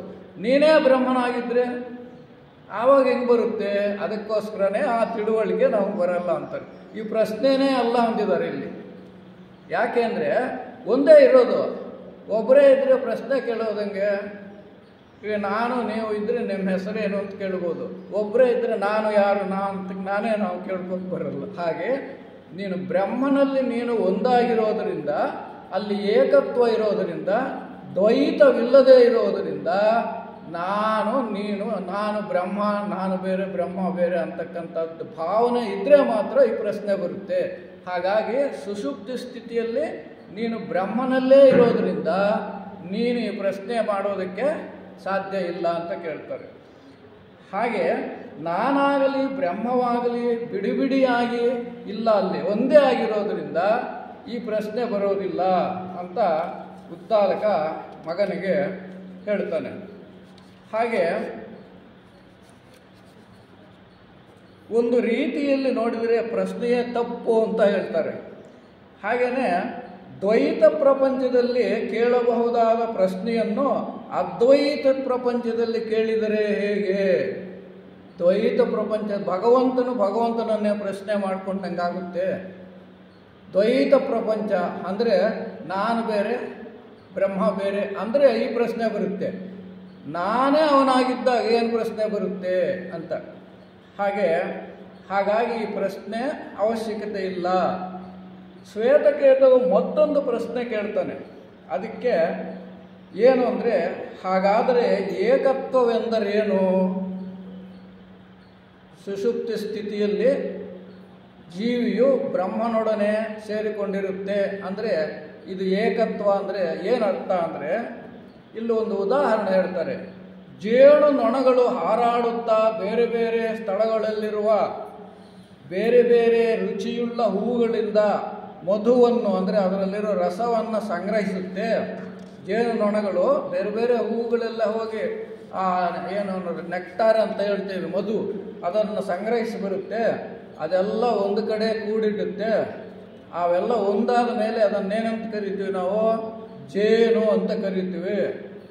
ಹಾಗೆ ವಿಶೇಷವಾಗಿ ತಾನು ಜೇನಾದ ಮೇಲೆ ಜೇನಿನ ರುಚಿ ಏನು ಅಂದರೆ ನಾವು ಒಂದು ಹೇಳ್ತೀವೋ ಬೇರೆ ಬೇರೆ ರುಚಿ ಹೇಳ್ತೀವ? ಜೇನು ಅಂದರೆ ಸಿಹಿಯಾಗಿರುತ್ತೆ ಅಂತೀವಿ. ಅದು ಹುಳಿ ಇರೋ ಹೂವಿಂದನೂ ಮಾಡ್ಕೊಂಡು ಬರಬಹುದು, ಕಹಿ ಇರೋದ್ರಿಂದನೂ ಮಾಡ್ಕೊಂಡು ಬರ್ಬೋದು, ಇನ್ನೇ ಉಪ್ಪಾಗಿರೋ ಹೂವಿನಿಂದನೂ ಮಾಡಿರ್ಬೋದು. ಅಲ್ಲಿ ಒಂದಾಗಿ ಸೇರಿದಾಗ ಏನಾಗುತ್ತೆ?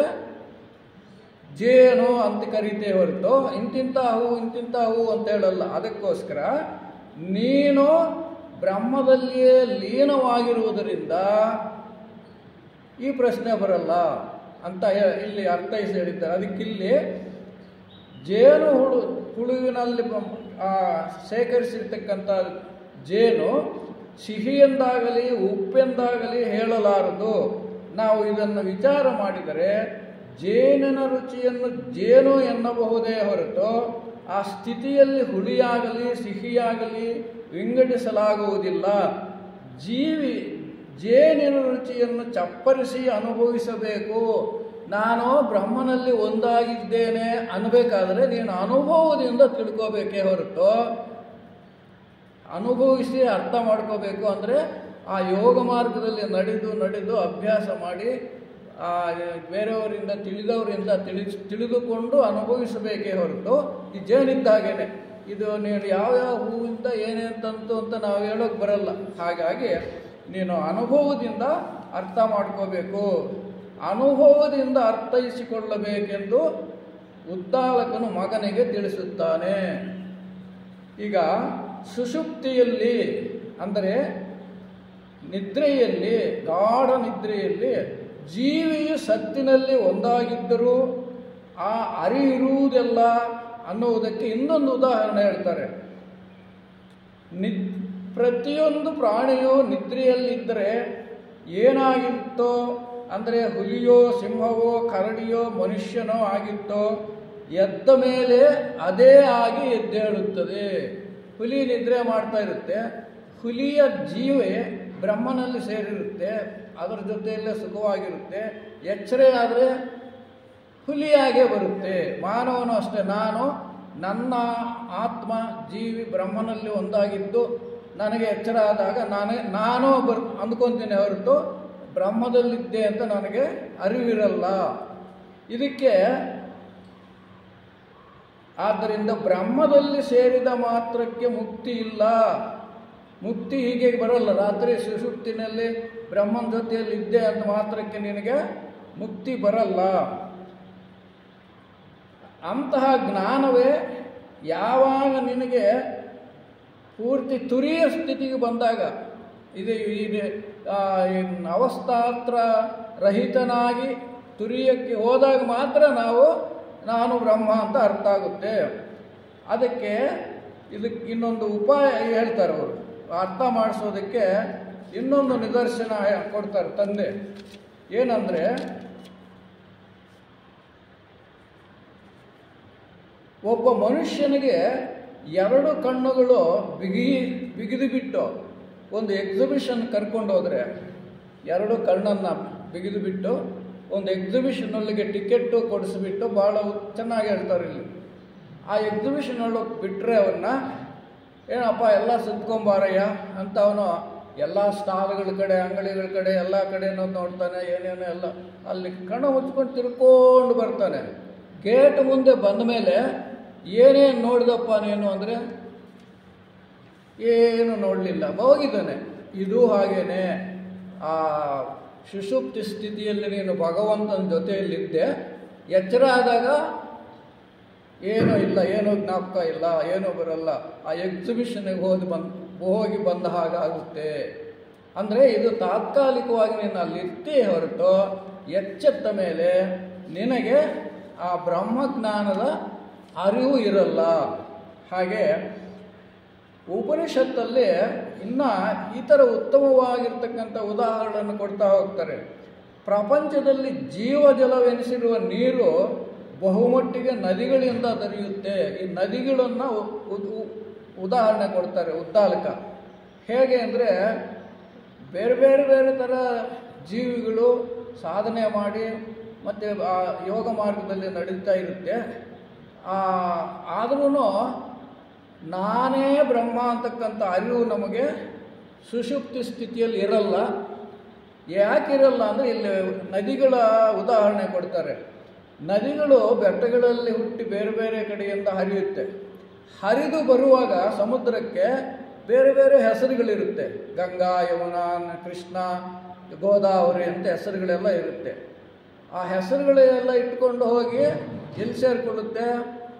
ಸಮುದ್ರದಲ್ಲಿ ಸೇರಿಕೊಳ್ಳುತ್ತೆ, ಒಂದಾಗೋಗುತ್ತೆ.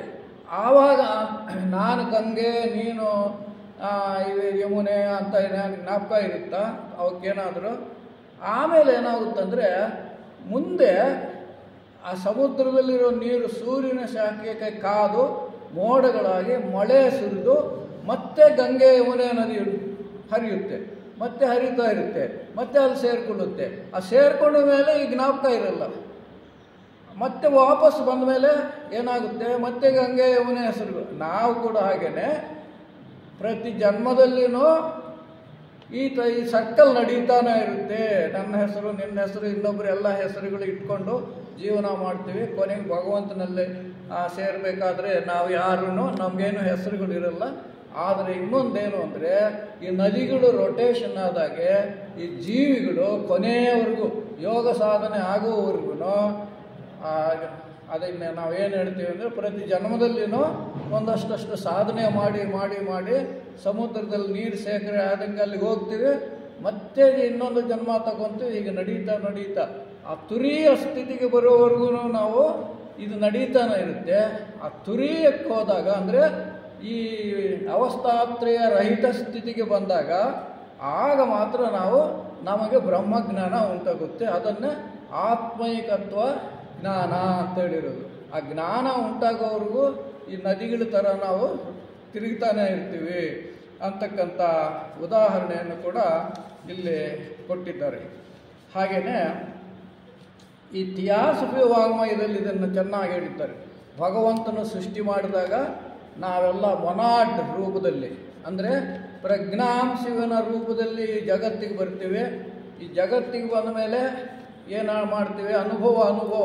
ಅನುಭವಿಸ್ತೀವಿ. ಎಲ್ಲ ಅನುಭವಗಳನ್ನು ಪಡ್ಕೊಂಡು ಜನ್ಮದಲ್ಲಿ ಮತ್ತೆ ನಾವು ಈ ಕರ್ಮ ನಿಯಮಕ್ಕೆ ಒಳಗಾಗ್ತೀವಿ. ಆ ಕರ್ಮಗಳ ಮೂಲಕ ಸಾಧನೆ ಮಾಡ್ತೀವಿ. ಕಾರಣ ಶರೀರ ಅಲ್ಲಿವರೆಗೂ ಹೋಗ್ತಾ ಇರ್ತೀವಿ. ಮತ್ತು ಈ ಸಾಧನೆ ಕೊನೆಗೆ ಈ ಕಾರಣ ಶರೀರದಲ್ಲಿ ನಮ್ಮ ಕರ್ಮಗಳೆಲ್ಲ ಅಲ್ಲಿ ಒಟ್ಟಾಗಿ ಸೇರಿಸ್ತೀವಿ. ಕರ್ಮಾತೀತ ಸ್ಥಿತಿಗೆ, ಅಂದರೆ ನಮ್ಮ ಸಂಚಿತ ಕರ್ಮವನ್ನು ಸಂಪೂರ್ಣವಾಗಿ ಮುಗಿಸೋವರೆಗೂ ಇದು ನಡೀತಾನೆ ಇರುತ್ತೆ. ಯಾವಾಗ ನಮ್ಮ ಸಂಚಿತ ಕರ್ಮ ಖಾಲಿ ಆಗುತ್ತೋ ಆಗ ನಾವು ಮುಕ್ತಿಗೆ ಹೋಗ್ತೀವಿ ಅಂತಕ್ಕಂಥ ಅದನ್ನೇ ಇಲ್ಲಿ ಉಪನಿಷತ್ತರಲ್ಲಿ ವಿವರವಾಗಿ ಕೊಟ್ಟಿದ್ದಾರೆ. ಆ ಸಮುದ್ರಗಳ ಉದಾಹರಣೆ, ನದಿಗಳ ಉದಾಹರಣೆ ಕೊಟ್ಟಿದ್ದಾರೆ. ಹಾಗೆ ಇದನ್ನೆಲ್ಲ ಇದನ್ನೆಲ್ಲವನ್ನು ಅರ್ಥ ಮಾಡ್ಕೋಬೇಕಾದ್ರೆ, ಅರ್ಥೈಸಿ ಹೇಳಬೇಕಾದ್ರೆ ಅಥವಾ ನಾವು ತಿಳ್ಕೋಬೇಕಾದ್ರೆ ಏನು ಮಾಡಬೇಕು, ಏನು ಆಧಾರ, ಯಾವ ಥರ ನಾವು ಕಲ್ತ್ಕೋಬೋದು ಅಂತ ಶ್ವೇತಕೇತು ತಂದೆಯನ್ನು ಕೇಳ್ತಾನೆ. ನೋಡಪ್ಪ, ಅದಕ್ಕೆ ಪ್ರತಿ ಮಾನವನು ಒಬ್ಬ ಸದ್ಗುರುವಿನ ಸನಿಹಕ್ಕೆ ಹೋಗಬೇಕು. ಅದಕ್ಕೋಸ್ಕರನೇ ಉಪನಿಷತ್ತುಗಳಲ್ಲಿ ನಚಿಕೇತನು ಯಮನೇ ಸದ್ಗುರು. ಅಲ್ಲಿ ಇದರಲ್ಲಿ ಕಠೋಪನಿಷತ್ತಲ್ಲಿ ನಚಿಕೇತನು ತಾನು ಮಗ ನಿನ್ನ ಯಮನಕ್ಕೆ ಕೊಟ್ಟು ಬಿಡ್ತೀನಿ ಅಂದಂತೆ ಯಾವುದೋ ಸಂದರ್ಭದಲ್ಲಿ. ಅವನು ನಮ್ಮ ತಂದೆ ಕೊಟ್ಟಿದ್ದಾರೆ ಅಂತ ಸೀದಾ ಯಮನ ಹತ್ರ ಹೋದಾಗ ಅವನು ಯಮ ಏನಪ್ಪ 3 ವರಗಳು ಕೊಡ್ತೀನಿ ಕೇಳ್ಕೊ, ಏನು ಬೇಕಾ, ಐಶ್ವರ್ಯ ಬೇಕಾ, ಅಧಿಕಾರ ಬೇಕಾ, ರಾಜ್ಯ ಬೇಕಾ, ಏನು ಬೇಕು ಅಂದರೆ ನನಗೇನು ಬೇಡ, ನನಗೆ ಆತ್ಮಜ್ಞಾನ ಕೊಡು ಅಂತ ಕೇಳ್ತಾನೆ. ಇದು ಕಥೆಗಳ ರೂಪದಲ್ಲಿರುತ್ತೆ. ಅದೇ ಥರ ನಿನಗೇನಾದರೂ ಸದ್ಗತಿ ಬೇಕಾ, ಯೋಗ ಮಾರ್ಗದಲ್ಲಿ ನಡೆಯಬೇಕಾ, ಅದಕ್ಕೆ ಒಬ್ಬ ಸದ್ಗುರುವನ್ನು ಆರಿಸಿಕೊಂಡು ಹೋಗಬೇಕು.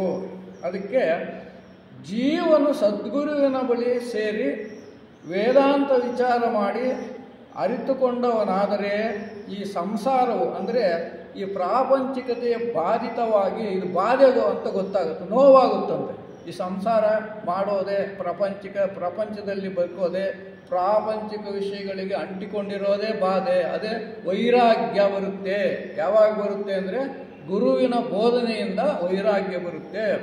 ಹಾಗೆ ಏನಾಗ್ತಾನೆ ಅಂದರೆ ಪ್ರಾಪಂಚಿಕತೆಯಿಂದ ಬಾಧಿತನಾಗಿ, ಅಂದರೆ ವೈರಾಗ್ಯ ಉಂಟಾಗಿ ಆಗ ಅವಸ್ಥಾತ್ರಯ ರಹಿತನಾಗಿ ತುರೀಯನೇ ಆಗುತ್ತಾನೆ. ಅಂದರೆ ಎಚ್ಚರಿಕೆ, ಸ್ವಪ್ನ, ಸುಷುಪ್ತಿ ಇವುಗಳನ್ನು ಮೀರಿ ತುರೀಯದ ಕಡೆಗೆ, ಅಂದರೆ 4ನೆಯ ಸ್ಥಿತಿಗೆ ಹೋದಾಗ ಬ್ರಹ್ಮನಲ್ಲೇ ಒಂದಾಗುತ್ತಾನೆ ಅಂತಕ್ಕಂಥದ್ದು ವಿಚಾರವನ್ನು ಅಲ್ಲಿ ತಿಳಿಸ್ತಾನೆ. ಹಾಗೆ ಇಷ್ಟನ್ನೆಲ್ಲ ಅರಿತ ಮೇಲೆ ಶ್ವೇತಕೇತುವಿಗೆ ಮತ್ತೊಂದು ಪ್ರಶ್ನೆ ಬರುತ್ತೆ. ಏನಂದರೆ, ಈ ಜಗತ್ತು ಬಹಳಷ್ಟು ಸ್ಥೂಲವಾಗಿದೆ. ಭೂಮಿ, ಸೂರ್ಯ, ಚಂದ್ರ, ಬೆಂಕಿ, ನಕ್ಷತ್ರ ಇವೆಲ್ಲವೂ ಇಷ್ಟೊಂದು ದೊಡ್ಡದಾಗಿ, ಇಷ್ಟೊಂದು ಬೃಹತ್ತಾಗಿ ಕಾಣಿಸ್ತಾ ಇದ್ದಾವೆ. ಆದರೆ ಭಗವಂತ ಭಾಳ ಸೂಕ್ಷ್ಮ ಸ್ಥಿತಿಯಲ್ಲಿರ್ತಾನೆ. ಅಂಥ ಸೂಕ್ಷ್ಮ ಸ್ಥಿತಿಯಲ್ಲಿರ್ತಕ್ಕಂಥ ಭಗವಂತನಿಗೆ ಇಂಥ ಬೃಹತ್ತಾದ ಜಗತ್ತನ್ನು ಸೃಷ್ಟಿ ಮಾಡುವ ಶಕ್ತಿ ಎಲ್ಲಿದೆ ಅಂತ ಕೇಳಿದ್ರೆ, ಆಗ ತಂದೆ ಹೇಳ್ತಾನೆ, ನೋಡಪ್ಪ, ಒಂದು ಆಲದ ಮರದ ಬೀಜ ತಗೊಂಡು ಬಾ. ಆಲದ ಮರದ ಬೀಜ ತರಿಸ್ತಾನೆ.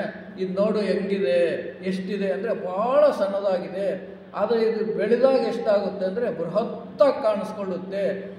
ಅದನ್ನು ಆ ಬೀಜವನ್ನು ಅರ್ಧ ಮಾಡು ಅಂತಾನೆ. ಆ ಅರ್ಧ ಕಾಣಿಸುತ್ತಾ, ಅದೇನು ಕಾಣಿಸ್ತಾ ಇದೆ, ಆ ಅರ್ಧದಲ್ಲಿ ಇನ್ನು ಅರ್ಧ ಮಾಡು ಅಂದರೆ ಈಗ ಕಾಣಿಸ್ತಾ ಇಲ್ಲ. ಕಾಣಿಸ್ತಾ ಇರೋವಂಥ ಆ ಭಾಗದಲ್ಲಿ ಆ ಮರದ ಗುಣಗಳಿವೆಯಾ, ಶಕ್ತಿ ಸಾಮರ್ಥ್ಯಗಳಿವೆಯಾ? ಇವೆ. ಅಂದರೆ ಅತಿ ಸೂಕ್ಷ್ಮವಾಗಿರ್ತಕ್ಕಂಥ ಆಲದ ಮರದ ಆ ಸಣ್ಣ ಸ್ಥಿತಿಯಲ್ಲಿ ಅಷ್ಟು ದೊಡ್ಡ ಆಲದ ಮರದ ಶಕ್ತಿ ಸಾಮರ್ಥ್ಯಗಳಿರಬೇಕಾದ್ರೆ ಈ ಜಗತ್ತನ್ನೆಲ್ಲ ಸೃಷ್ಟಿ ಮಾಡುವ ಶಕ್ತಿ ಯಾಕಿರಬಾರ್ದು ಭಗವಂತನಿಗೆ? ಹಾಗಾಗಿ ನಿನ್ನ ಅನುಭವದಿಂದ ಅರ್ಥ ಮಾಡ್ಕೋಬೇಕು ಅಂತ ಆ ಆಲದ ಮರದ ಏನೋ ಉದಾಹರಣೆಯನ್ನು ತಂದೆ ಹೇಳ್ತಾನೆ. ಹಾಗೆ ಮುಂದಕ್ಕೆ ಇದು ಹೇಗೆ ತಿಳ್ಕೊಳ್ಳೋದು ಅಂದರೆ ಒಂದು ಉಪ್ಪಿನ ಹರಳು ತರಿಸ್ತಾನೆ. ಉಪ್ಪಿನ ಹರಳು ನೋಡಪ್ಪ, ಈ ಅದು ಕೇಳ್ತಾನೆ ಯಾರು ಮಗ, ಯಾವ ಅನುಭವದಿಂದ ನಮಗೆ ಗೊತ್ತಾಗುತ್ತೆ, ಏನು ಹೇಗೆ ಗೊತ್ತಾಗುತ್ತೆ ಅಂದರೆ ಆ ಉಪ್ಪಿನ ಹರಳು ತರಿಸ್ಬಿಟ್ಟು ನೀರಿನಲ್ಲಿ ಹಾಕಿಸ್ತಾನೆ. ಸ್ವಲ್ಪ ಹೊತ್ತು ಬಿಟ್ಟ ಮೇಲೆ ಆ ಉಪ್ಪಿನ ಹರಳು ತೆಗಿ ಅಂತಾನೆ. ಎಲ್ಲಿ ಕರಗೋಗ್ಬಿಟ್ಟಿದೆ ಅಂದರೆ ಇಲ್ಲಿ ಉಪ್ಪಿದೆಯೋ ಇಲ್ವೋ? ಉಪ್ಪಿದೆ. ಯಾಕೆ ಸಿಗ್ತಾ ಇಲ್ಲ ಅಂದರೆ ನಮ್ಗೆ ಕಾಣಿಸ್ತಾ ಇಲ್ಲ. ಈ ಪಂಚೇಂದ್ರಿಯಗಳಿಗೆ ಅದು ಗ್ರಾಹ್ಯ ಇಲ್ಲ. ಹೋಗಲಿ ಒಂದು ತೊಟ್ಟು ನೀರು ಹಾಕ್ಕೊಂಡು ನೋಡು ಬಾಯಲ್ಲಿ, ಉಪ್ಪಿದೆ ಅಂದರೆ ಕಾಣಿಸ್ದೇ ಇರೋವಂಥ ವಸ್ತು ಇದೆ ಅಂತ ನಮಗೆ ಗೊತ್ತಾಗುತ್ತೆ. ಹಾಗೆ ಕಾಣಿಸ್ದೇ ಇರೋ ಅತಿ ಸೂಕ್ಷ್ಮ ರೂಪದಲ್ಲಿರ್ತಕ್ಕಂಥ ಭಗವಂತನನ್ನು ನೀನು ಅನುಭವದಿಂದ ಕಂಡುಕೋಬೇಕು. ಈ ಅನುಭವದಿಂದ ಕಂಡುಕೋಬೇಕಾದ್ರೆ ಗುರುವಿನ ಅನುಗ್ರಹಣೆ ಬೇಕು, ಗುರು ಹತ್ರ ಹೋಗಬೇಕು. ಅದಕ್ಕೆ ಮುಂದೆ ಒಂದು ಕತೆ ಹೇಳ್ತಾರೆ ಇಲ್ಲಿ ಕೊನೆಯಲ್ಲಿ. ಏನು ಅಂತಂದರೆ, ಒಬ್ಬ ಶ್ರೀಮಂತ ಗಾಂಧಾರ ದೇಶದಿಂದ ಭಾರತಕ್ಕೆ ವ್ಯಾಪಾರಕ್ಕೆ ಬರ್ತಾ ಇದ್ದ. ಅವನ ಹತ್ರ ಹಣ ಇತ್ತು, ಐಶ್ವರ್ಯ ಇತ್ತು. ಅದನ್ನೆಲ್ಲ ಹೊತ್ಕೊಂಡು ಬರಬೇಕಾದ್ರೆ ಒಂದು ಕಾಡಿನಲ್ಲಿ ಇಬ್ಬರು ಕಳ್ಳರು ಅವನು ಹಿಡ್ಕೊಂಡ್ಬಿಟ್ಟು ಚೆನ್ನಾಗಿ ಕಟ್ಟಾಕಿ ಇದಕ್ಕೆ ಕಣ್ಣಿಗೆ ಒಂದು ಬಟ್ಟೆ ಕಟ್ಟಿಬಿಟ್ಟು ಕಾಣಿಸ್ದೆ ಕೈ ಕಾಲನ್ನು ಹಗ್ಗ ಹಾಕಿ ಕಟ್ಟಾಕಿಬಿಟ್ಟು ಆ ಐಶ್ವರ್ಯ ಎಲ್ಲ ಕಿತ್ಕೊಂಡು ಹೊರಟೋದ್ರು. ಅವನು ರಾತ್ರಿ ಎಲ್ಲ ಆ ಗುಣಿಯಲ್ಲಿ ದಬ್ಬಿಬಿಟ್ರು. ಆ ಗುಣಿನಲ್ಲಿ ಕೂಗ್ಕೊಂತ ಇದ್ದಾನೆ, ನನ್ನ ಯಾರಾದರೂ ರಕ್ಷಣೆ ಮಾಡಿ ಅಂತ. ಆ ದಾರಿನಲ್ಲಿ ಯಾರೋ ಒಬ್ಬ ಒಳ್ಳೆಯ ಜ್ಞಾನಿ, ಕರುಣೆ ಇರುವಂಥ ವ್ಯಕ್ತಿ ಬಂದ. ಅಯ್ಯೋ ಯಾರೋ ಬಿದ್ದೋಗಿದ್ದಾರೆ, ಅಲ್ಲಿ ಹೋಗಿ ನೋಡಿದ್ರೆ ಅವನು ಹೊರಗಡೆ ತಗೊಂಬಂದು ಅವನ ಕಟ್ಟುಗಳೆಲ್ಲ ಬಿಚ್ಚಾಕಿ ಬಟ್ಟೆ ಎಲ್ಲ ತೆಗೆದುಬಿಟ್ಟು ಮೇಲೆ ಕರ್ಕೊಂಬಂದು, ನೋಡಪ್ಪ ಗಾಂಧಾರ ದೇಶ ಇಂಥ ದಿಕ್ಕಲ್ಲಿದೆ, ನೀನು ಕೇಳಿಕೊಂಡು ವಿಚಾರ ಮಾಡಿಕೊಂಡು ನಿನ್ನ ಊರಿಗೆ ನೀನು ಸೇರ್ಕೋಪ್ಪ ಅಂತ ಹೇಳಿದ. ಆಗ ಅವನು ಹೊರಗಡೆ ಬಂದು ದುಡ್ಡೆಲ್ಲ ಕಳ್ಕೊಂಡಿದ್ದ, ಎಲ್ಲ ಹೋಯಿತು. ಕೊನೆಗಂತೂ ಬಿಡುಗಡೆ ಆಗಿತ್ತು ಅವನಿಗೆ. ಕಣ್ಣಿಗೆ ಕಟ್ಟಿದ್ದು ಬಟ್ಟೆ ತೆಗೆದಿದ್ರು, ಮತ್ತು ಕೈ ಕಾಲು ಕಟ್ಟಿದ್ದ ಹಗ್ಗನೂ ತೆಗೆದು ಹಾಕಿದ್ರು. ಇದು ಅವನು ಸೇರಬೇಕಾದ ಸ್ಥಳವನ್ನು ಸೇರಿಕೊಂಡ. ಇದು ಶಂಕರಾಚಾರ್ಯರು ಬರೀತಾರೆ. ಇದು ಒಂದು ದೃಷ್ಟಾಂತ. ನಿಜ ಸ್ಥಿತಿ ಏನು? ಶಂಕರಾಚಾರ್ಯರು ತಮ್ಮ ಭಾಷ್ಯದಲ್ಲಿ ದಾಷ್ಟಾಂತಿಕ ಸಮನ್ವಯವನ್ನು ಹೀಗೆ ಮಾಡ್ತಾರೆ. ದೃಷ್ಟಾಂತ, ದಾಷ್ಟಾಂತಿಕ ಅಂತ ಎರಡು ಥರ. ದೃಷ್ಟಾಂತ ಕತೆ ಹೇಳುತ್ತೆ, ನಿಜ ಸ್ಥಿತಿ ಅದು ದಾಷ್ಟಾಂತ ಅಂತೀವಿ. ಈ ನಿಜ ಸ್ಥಿತಿ ಏನು, ಹೇಗೆ ನಾವು ಅರ್ಥ ಮಾಡ್ಕೋಬೇಕು ಅಂದರೆ ಶಂಕರಾಚಾರ್ಯರು ಅದನ್ನು ಭಾಳ ಚೆನ್ನಾಗಿ ಬರೀತಾರೆ. ಏನದು ಆ ಸಿಕ್ಕಾಕೊಂಡಿದ್ದಲ್ಲ ಶ್ರೀಮಂತ ಯಾರು ಅಂದರೆ, ಅಲ್ಲಿಂದ ಹೊರಟವನಾಗಿ ಜೀವಾತ್ಮನು ಭೋಗಗಳ ಆಸೆಯಿಂದ ಶರೀರವೆಂಬ ಪ್ರಪಂಚವನ್ನು ಪ್ರವೇಶಿಸಿದ್ದಾನೆ. ಆ ಶ್ರೀಮಂತನೇ ಜೀವಾತ್ಮ. ಏನು ಸಂಪಾದನೆ ಮಾಡಿದ್ದಾನೆ, ಬೇಕು ಹೊಂದಿದ್ದಾನೆ, ಎಲ್ಲ ಏನೇನು ಬೇಕು ಅನುಭವಿಸಿದ್ದಾನೆ. ಯಾಕೆ ಎಲ್ಲಿ ಸೇರಿಕೊಂಡಿದ್ದಾನೆ ಅಂದರೆ ಈ ಶರೀರ ಅಂತಕ್ಕಂಥ ಪ್ರಪಂಚದಲ್ಲಿ ಸೇರಿಕೊಂಡಿದ್ದಾನೆ. ದೇಹವೇ ಪ್ರಪಂಚ, ದೊಡ್ಡ ಅರಣ್ಯ. ಹುಲಿ, ಸಿಂಹ, ಕರಡಿ ಮುಂತಾದ ಸ್ಥಾನದಲ್ಲಿ ರೋಗ ರುಜಿನಗಳು, ದೈಹಿಕ ಕೊರತೆಗಳು ಇದ್ದುಕೊಂಡಿವೆ. ನಾವು ಬರ್ತಕ್ಕಂಥ ಕಾಯಿಲೆ ಕಸಾಲೆ ಅವೆಲ್ಲ ಯಾರು ಅಂದರೆ ಈ ಹುಲಿ ಕರಡಿಗಳು, ಅರಣ್ಯದಲ್ಲಿರ್ತಕ್ಕಂಥವು. ಪಾಪ ಪುಣ್ಯಗಳೆಂಬ ಕಳ್ಳರಿದ್ದಾರೆ. ಅವನು ಕಟ್ಟಾಕಿದ್ರಲ್ಲ, ಅವ್ರು ಯಾರು ಅಂದರೆ ಈ ಪಾಪ ಪುಣ್ಯ ಅನ್ನೋ ಕಳ್ಳರು. ಹಾಗೆ ನದಿ ತಟಾಕಗಳಿವೆ. ಜೀವನಿಗೆ ಮೋಹವೆಂಬ ಬಟ್ಟೆಯನ್ನು ಕಳ್ಳರು ಕಟ್ಟಿದ್ದಾರೆ. ಮೋಹ, ಮಾಯೆ. ಇಲ್ಲಿಗೆ ಬಂದ ಮೇಲೆ ನಾವು ಮಾಯೆಯಲ್ಲಿ ಸಿಕ್ಕಾಕೊಂಡಿರ್ತೀವಿ. ಆ ಬಟ್ಟೆನೇ ಮಾಯೆ. ಹಾಗೆ ಹೆಂಡತಿ, ಮಕ್ಕಳು, ನೆಟ್ಟರಿಷ್ಟರು, ದನಕರುಗಳು, ಈ ಎಲ್ಲ ಅಭಿಮಾನದಿಂದ ಅವನು ಕಟ್ಟಲ್ಪಟ್ಟಿದ್ದಾನೆ. ಎಲ್ಲ ಅಟ್ಯಾಚ್ಮೆಂಟು, ಅಂಟಿಕೊಂಡಿದ್ದೀವಿ. ಈ ಪಾಪ ಪುಣ್ಯಗಳೆಂಬ ಕಳ್ಳರು ಅವನನ್ನು ಆ ಗುಣಿಯೊಳಕ್ಕೆ ತಳ್ಳಿದ್ದಾರೆ. ಅಂದರೆ ಈ ಪ್ರಾಪಂಚಿಕತೆಗೆ ಸಿಕ್ಕಾಕೊಂಡಿದ್ದೀವಿ. ನಾನು ಇಂಥವನ ಮಗ, ಹಾಗಾಗಿ ಇಂಥವನ ಊರು ಇಂಥದ್ದೆಲ್ಲ ಹೇಳ್ಕೊತೀವಿ.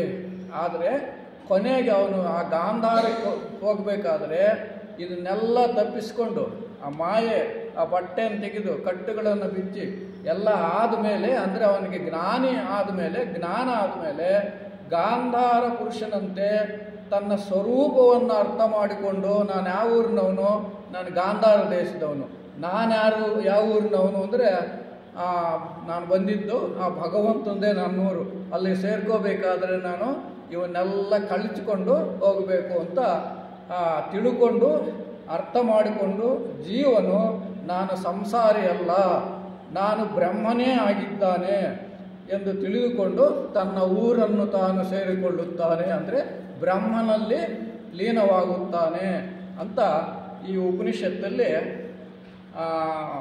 ಅನಿತ್ಯವಾದ ಈ ದೇಹ ಇಂದ್ರಿಯಗಳನ್ನೆಲ್ಲ ಕಳೆದುಕೊಂಡು ಜೀವಿ ಆ ಭಗವಂತನಲ್ಲಿ ಈ ಗಾಂಧಾರದ ಶ್ರೀಮಂತನ ತನ್ನ ಊರಿಗೆ ಸೇರಿಕೊಂಡ ಹಾಗೆ ಭಗವಂತನನ್ನು ಸೇರಿಕೊಳ್ತಾನೆ ಅಂತಕ್ಕಂಥ ವಿಷಯವನ್ನು